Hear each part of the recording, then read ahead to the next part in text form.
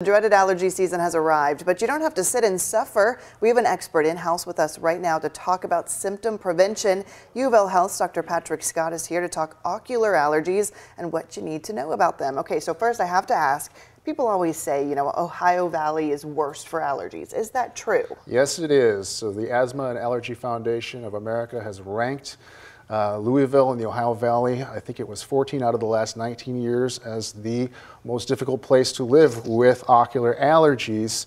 And it's largely in part because of the air circulation and quality here.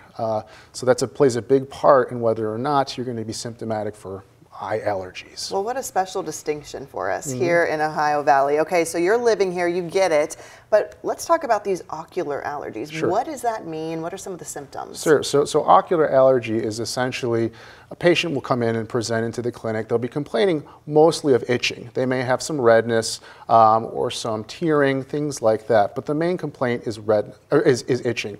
So what's happening is things in the air like pollen, pet dander, things that you may have around the house. If you have pets, you're being exposed to that on a continual basis.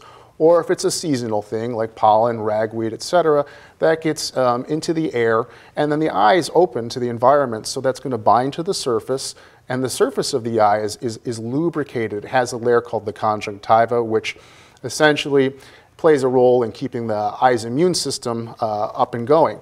And essentially, when those pollen and allergens bind, it can cause inflammation. So you see redness, you may see some wateriness, or we call it chemosis, which is kind of like a glassy appearing eye. But itching is one of the main components of ocular allergies. Okay, so the big question, is there anything we can do to make it better? Sure.